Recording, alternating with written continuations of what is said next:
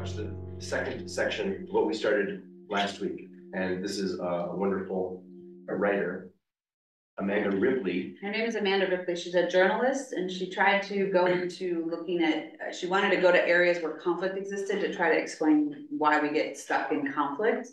And I think it was partly influenced by the polarization. And this was a book written in after 2016. I think it was somewhere in there. Mm-hmm. And he came up with some surprising discoveries. And so she wrote a book called High Conflict, How We Get Stuck and Why We Get Stuck and How to Get Out. And this is a conversation she did about the book. We watched the majority of it last week. We can, I'll send you the link if you want to watch from the beginning. Perfect, thanks. 26 minutes, you think? I think the 26 was about Congress. Oh, Let's I'm not reading it.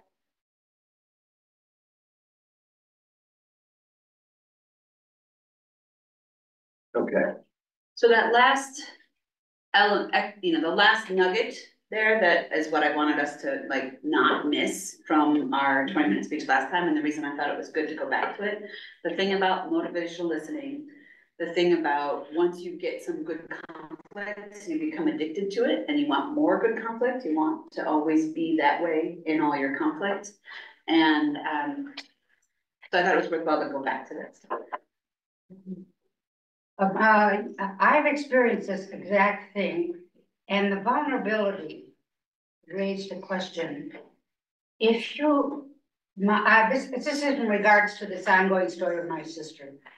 If you are speaking with somebody who you know is vulnerable, and you've done all this, what that they talk about, and then you realize this vulnerability and the inability, if somebody hasn't had experience of probing in their mind to understand an issue, and instead of just what I experienced, reading a Bible, it could be any kind of Bible, and following those words, so that the person is so buried in these words that he or she cannot think for themselves. They are vulnerable to anything other than those words. They need to shrink, but they cannot participate. She talks about motivational listening. It was interesting to me because in seminary, I did my clinical pastoral education with the night ministry, which you are all familiar with. But as a seminarian, your job is not to do the feeding, your job is to do discussion. So we're out there talking to people who come to the bus and trying to engage them. And we were being trained in this thing called motivational listening, which I was like, what's this? And there's a trick to it, but I have the book on my shelf, and it's about asking questions, deep, kind of open-ended questions, trying to do some really good listening. You do the looping, you talk to people, but then somewhere in there, I mean, and if you think about the context of why we're doing this, was with homeless people and addicts and people, trying to figure out, help them articulate what is it you wish for yourself and what is it that is holding you back from doing that. Right? You're trying to, instead of the idea of in that context behind motivational listening was, instead of a person in need going to a social service agency and getting a handout for saying exactly what they're supposed to say on the forms or to the social worker, they are more likely to make change if they speak it themselves, if it comes from them instead of from the person they're asking for help. So that's the context behind motivational listening in a social work setting. In this setting, I think having a deep conversation where someone starts to understand the discrepancy between here's what I say I want, but here's the way I'm acting, or here's what I say my values are, but here's these other values that are not, that, I'm maybe voting for, that are not what I actually think the world should be like. I mean, that is where I think motivational listening could help you in your thing. Like, you're talking about someone who's kind of been a little bit, it sounds, stuck in conservative Christianity. And so you want to kind of pull out the contrast in some of those, so questions that are in motivational listening, it's all about the structure of the question and good listening. And she mentioned something, so I thought maybe I should look and see if we find a motivational listening seminar. And we could listen to somebody talk about that and see if it's places. I found after I was interning there, I started using that tactic with my friendships. I started doing better listening and really trying to ask deeper questions of friends of mine. And my friendships got, more, we ended up having deeper conversation. They got more meaningful. And I think I helped some of my friends, come to some understanding of their own situation in life in some places. So I think it's a valuable, come to a new understanding of their own lives. And so it's a valuable tool to kind of be aware of or try to do.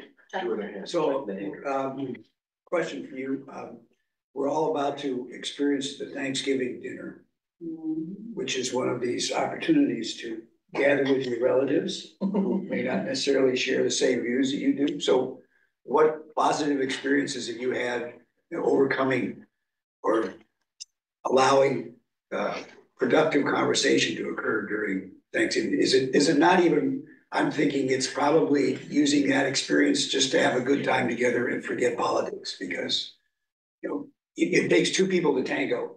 And unless both of you want to be productive listeners, it strikes me that one person wanting to be a productive listener may not be enough.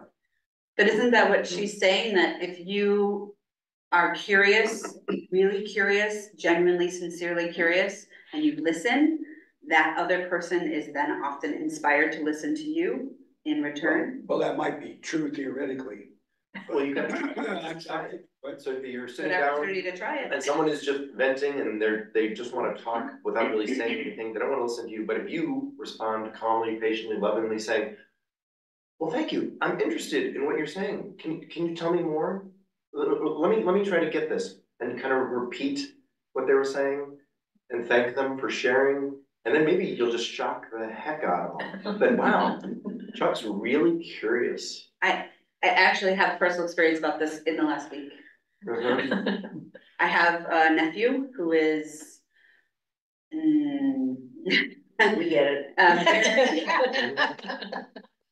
who only pays attention to his sliver. I half the time don't know what he's commenting on my post about. I have to Google what is he saying to try to understand what is he saying to me. And he came for me Tuesday morning or Wednesday morning on Facebook when I posted something, and he was like right there with the comments, because that's kind of guy he is.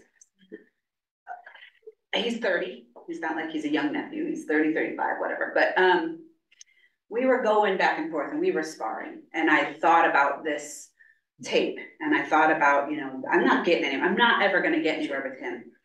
And I didn't, it was just like, maybe I should just ask. And I said, at some point he said, you don't know anything about your own party's policies. And so I said, tell me, what is it that you see? Tell me what the things are. Can you say more? He stopped talking. He stopped commenting. And then in a different one, he was kind of coming at two different arguments. And I said, you're all over the place. Maybe we should sit down and talk about this. I don't really know where you're coming from. And then he stopped commenting at that point. And then I sent him a private message and said, I'm serious. I really want to know where you're coming from. I don't understand. And of course I had woken up in a bad mood, so I was nasty to him earlier in the conversation. I'm not some saint here, but 24 hours later, he wrote me a long personal message that had a lot of the nasty stuff in there that he always spews, but in there was of something. And then I followed that thread, and I learned that a lot of his vitriol comes from a place of trauma, and it's not going to change him, but I understand him better now. And I understand why he is always coming at me the way he comes at me. And it worked. I mean, it didn't resolve it. We're not gonna be best friends. He's never gonna probably stop, coming at me the way he does, but I can now shrug a little differently about it.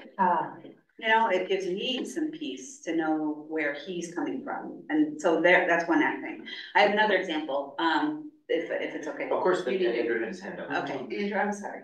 That's right. My mother, so my stepfather was a pilot, and we went to Oshkosh every year up in Wisconsin for the big airplane convention. We went this year for Memorial, and my mom drove the camper by herself, which is a nerve-wracking experience, and then tried to park it, and the people placed her in a fire lane, and there's all these rules at Oshkosh. It's a very voluntarily democratic society where everybody is a rule follower because they believe that you have, as pilots, you believe you have to do certain things to be safe. So she's setting up her camper and completely frazzled after driving by herself.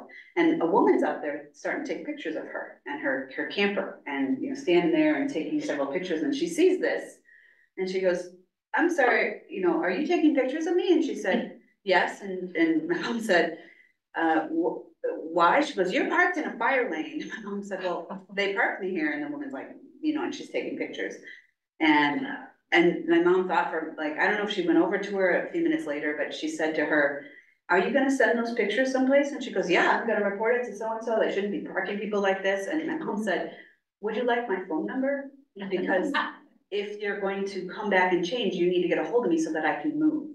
I was stunned that, how many of us in a moment where we're being kind of Karen'd, right? That, apologies to anyone named Karen, but, where people are kind of pursuing you with that animosity. Would you take my phone number so that you can also talk to me about what I'm doing wrong so that I can fix it? Because my mom's a rule follower too. She wants to do exactly what needs to be done at Oshkosh. But that changed. The woman said, well, yeah, I'll take your phone number. And then that woman drove her around Oshkosh and tried to help her find another place to park. I mean, they became bestest friends and the whole rest of the week because she changed the tone of the conversation. So. Oh, okay, so conflicts starts because two people are not getting to understanding of something. Mm-hmm. So based on what Nancy has said, it sounds to me like you've come up with some kind of judgment. You are talking about her vulnerability and she's not seen as such. Mm-hmm. So if you were to learn from her how she's jumping up to whatever conclusions, making you assess her as being vulnerable, maybe you can relay your message or whatever your views are to her better. So she can also understand where you are coming from. What struck me, Nancy, and I'm sorry, you said when you're talking to someone who is vulnerable, what Amanda Ripley is saying is you have to make yourself vulnerable in the conversation. So it's not about them, it's about you. Interesting. I also like what I heard in the way she suggested making yourself vulnerable, because that could be actually a very unsafe thing to do. But the way she suggested you make yourself vulnerable is by revealing some internal decision conflict of your own. Revealing something about inside that, well, I think, I don't know how I think about this other thing, could be this, could be that. When you reveal that you too have internal seeing two sides of a situation, and you drop that, you've been vulnerable, and that gives them an opportunity to say, I see two sides of some other situation. Yeah. In other words, taking the elephant out of the room kind of is the way I've taken it. Yes, really good point. That's what I've heard Me her too. say. If you maybe can shock Very somebody interesting by story. not telling them what you're doing, but showing them that you are just tearing down the facade and that we're both human beings. And let's just relate on that level and see where it goes. And that you're not always 100% certain about everything. That's you being vulnerable, saying, I am maybe 50-50 on this other thing. You're revealing that you're not 100% certain about something. And for some people, not everyone, but for some people, they would never say that. They want to be 100% certain about everything they say. What conflict brings you is nobody can ever admit that they might have doubts. But they might have changed their mind, they might have been wrong, or they might progress in their views. So admitting that you're not 100% certain about something is a huge vulnerability to admit. And the other way I look at it is to just put it in a different context, is talk about the one thing that's under the table that you both know. There's a commonality in these conflicts, or at least you suspect it. That goes, if you know the person you're talking to, there's a commonality. If it's a political thing, there's a commonality. And it's always one thing. And I think that's the the thing that you're getting all anguished about. That's the thing that I'm gonna focus on to say how I feel so vulnerable about. It's not a Trump thing, it's a honesty issue of, oh, never mind, I've lost. To Jack's question, I would say encourage it, because you probably have a point that they don't know. And it's been something going on in Ghana. They are not there, they are not here, but just because they saw Ghana supposedly a Christian country. So certain things they deem as evil in their judgment, and it's unchristian for certain things. So certain things that Trump has said about some things, they are just going for that, and that's what they are saying, that because he said that is a bad sense. But they are not thinking about other things that his rule or regime is gonna bring, which is gonna be a huge detriment to the country. But because they don't know it all, they had one side and held on to it. So if you're at a table and somebody's trying to come up with a conversation to tell you that he's gonna win, listen to them and probe them, ask them questions, and then you give them your point of view. Yeah, I think the best way is to start with a question and not a statement. Yes, definitely. What did you say, sorry? Start with a question and not a statement. Um, And a question is kind, that Yeah. recognizes. It's not a that- judgmental question, not Right. how could you possibly, Yeah, how but correct. you tell me why you know. Not even that. I'm curious Yeah, about I'm why. really curious, where did you? how Have did you only woken formulate up this? in a bad mood once? Oh, God, no. Oh, good. I had a painter yesterday and a couple of days ago, and as I was driving him to my house, he's a Latina, and he was telling me how if he didn't have a vote, but he would have voted for Trump. And I said, okay, so why are you wanting to vote for him? And he's telling me about how people, they illegal, and meanwhile you are illegal here. So I said, where are you from? And he told me Mexico somewhere. And he told me about how corrupt the place is. And I said, okay, so you are here and you are living better. You have other people there trying to get in here. You came in here the same way. You want them to be stuck there, right? And he's thinking, well, no. So then why are you saying what you're saying? We got to a Home Depot and there were a lot of these people there Trying to waiting find to be work. picked up for a job. And he said that he made a statement, when Trump comes, all this is gonna stop. I said, not just that, you are gonna be kicked out. It's right here. And probably I'm gonna be kicked out because I wasn't born here and I gained my citizenship somewhere.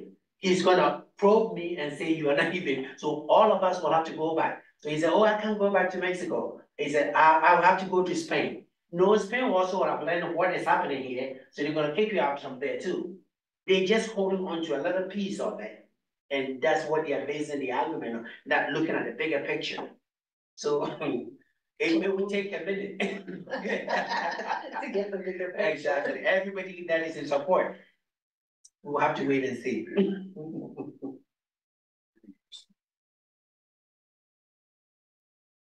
Where else do you expect conflict? Or have you resolved conflict? Do you think of a time in your lives that something had been resolved after loggerheads? Right now.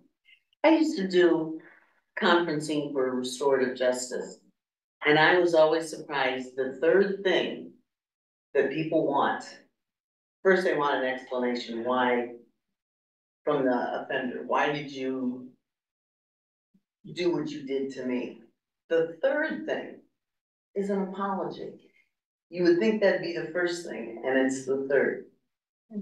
So the conversation has to get you down so that that apology can happen and feel right. And somehow intuitively, victims know that. Well, what was number two? Where's number? Well, I was trying to remember. I'm sorry. I thought maybe you were waiting for us to ask. No, it's just that normally we think an apology is the first thing Yeah. someone wants, and it's not, it's the third thing. They want an explanation, they want to understand. And being curious and asking those questions of the offender gets you down to where you can have some resolution, where you can have some peace about what had happened. Or, yeah. Yes, but Connie, that's on paper. No, that's an I'm thinking of, actuality. Jessica's comments were not on paper. She ended up saying, it helped me. It helped. And that's a huge thing. Did I make sense? Do you understand? I mean, But That's Connie's what wasn't I- on paper, they're in personal interactions. That's right. To restorative justice, they're personal interactions, that you were a coach, restorative justice coach, Director of a program. director of a program. yes, I know, Connie. Oh, Well, but there were hundreds of examples of how it did work. Have you got time for a quick story? Can I do this? Isn't it, but I'm just saying there, I cry for this story. but I'm saying, if you applied that to Jessica's comment about her relative, Mhm. would that work? Sure. Sure. See, I there's, found out the why. I needed to know the why. Oh, I see, so that's what we're just looking for, the Yeah. why. All right, I was distilling it further. That helps Fine. me a little bit anyways. Yeah, the apology approach is a corporate way of dealing with stuff. They want you to apologize first, just maybe that's why you say it's a paperwork kind of thing, and then you go. But then if I'm dealing with a relative or somebody that on a level, personal level, it's kind of different. There was this is a little bit of a story, but I'm gonna tell it anyway, because it's important to what. There was a small community in Wisconsin. There was a huge turkey farm. There was a high school with full of the seniors graduating, and they were going to pull a prank. So they went to the turkey farm, stole turkeys, took them back to the high school, shoved them in lockers, put them up in the ceiling. They were everywhere, and all night long, the turkeys that were wild were running into windows and breaking their necks, and there were feathers and blood, and it was horrific. And the janitor went there the next morning, and of course, had to clean all of this up. The people in the community who had worked on the building, for the new building, felt betrayed. I mean, they raised money to improve the school. The teacher, the offices that were targeted were upset because they thought these kids liked them. They were shocked that they would do this. So they decided to do a victim offender conferencing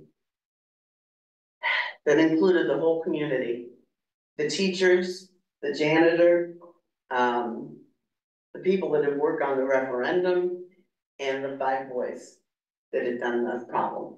And you have to do 2 conferences, one with the victim, one with the offender, to make sure that they don't victimize or offend each other during the conference.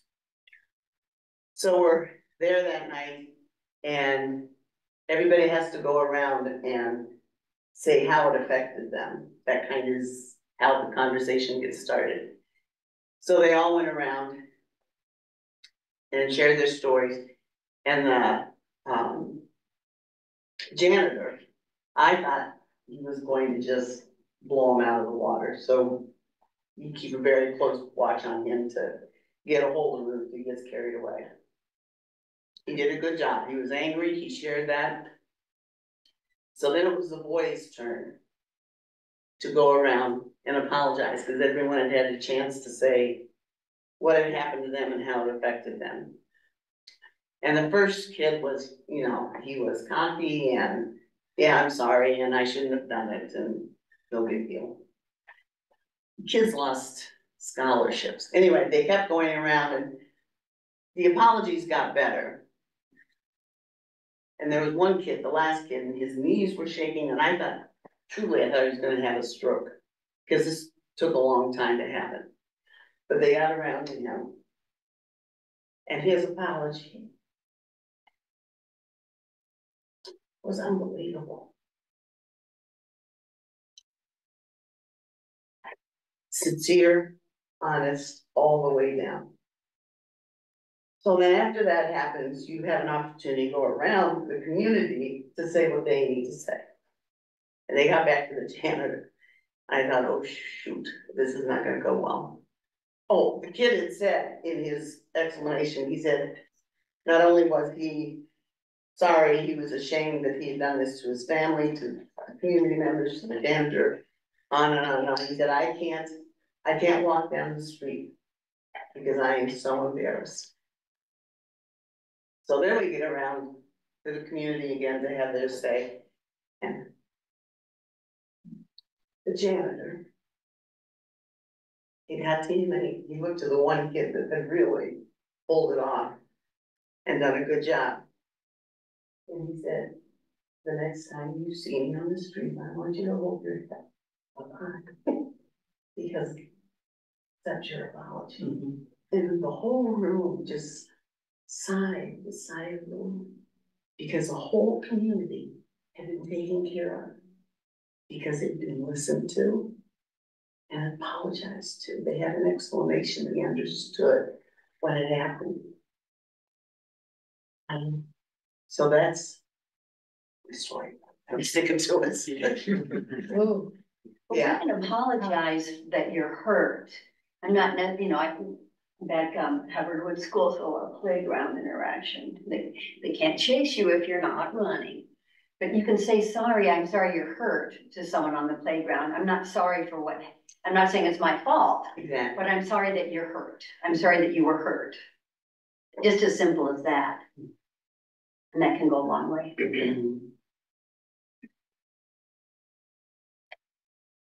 This can come in so many ways, so many.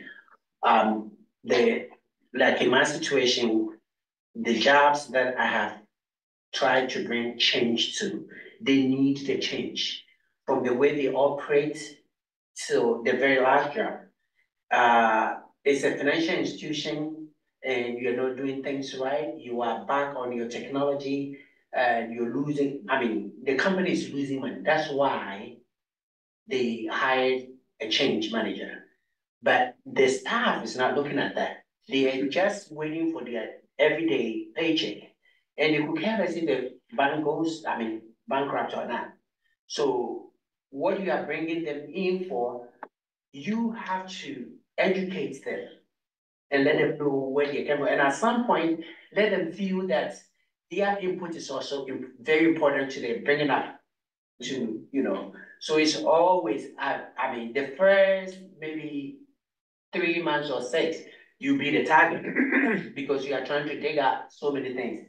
I had somebody who was taking advantage of vacation time because their mom worked in HR and they are taking their vacation, and because the new management came over, they wiped out this lady and she was trying to take things again. And when I found out about that, somebody gave birth to my attention and said, you can only take so many days. And because the mother was there, I became the #1 enemy. And the owner of the bank doesn't know all these things. He doesn't go, his purchased the thing. So the CEO, when they go to him, at some point, he saw many of the staff coming to make complaints about me. And it's because I'm not letting them get away with what they are used to. And like I said, how can you work with money and take money from behind the counter as a gift from a customer?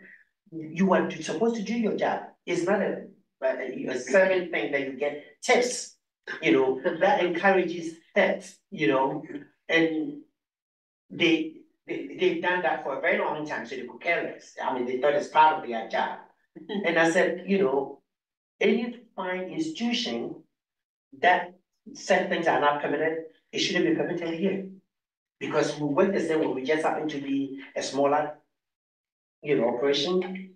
And so it's, I don't know, at the end of it, I had to strip it down to 1 branch and became profitable because of that. So I said, you have your other building. So when you get more profitable, you can expand. And that's how they're operating now. So if you are not careful, you get kicked out. You get frustrated and you abandon what it is. Scapegoated. Exactly. I think what Connie's story illustrates so much and so well is the thing about being needed to be listened to. I think over and over again, they say, Like, if you look at this on an aggregate level, the countries that have gone through major conflict that did not have a listening session, afterwards, never resolve it. Us with race, right? But the countries that did have major problems and had reconciliation commissions, South Africa, Rwanda, you know, even Israel, after the Holocaust a little bit with the trial of, I think I forgot the name, but all of the pain lives under the surface unless you get a chance to be listened to. And it's in the listening that things break open and reconciliation is possible, I think, so. I wanna invite any other comments. Last week, we talked a little bit about ranked choice voting. And when I looked it up after I left, I realized I had given you the wrong synopsis of it. So I have a 3-minute video on ranked choice voting, which is kind of a departure from what we're talking about, but see, it's another way of getting the binary out of the system, because right now we're in a binary situation, and that, as Amanda Ripley talks about, is the #1 problem when you're having conflict, is when there's only 2 sides. So, does anybody want to watch that video, or do you want to keep talking? Do you have anything? I mean, you joined us, we're glad you're here. Anything you want to share with us? No. Brandon, do you want to join? You want to say anything more? I'm interested in ranked choice voting.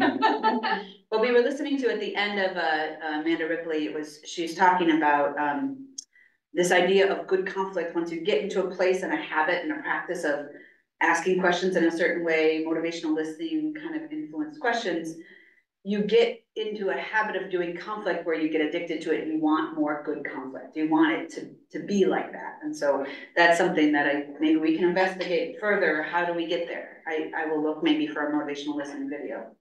And just to be clear, because many people here from Winnetka, not everyone, isn't caucus ranked choice voting?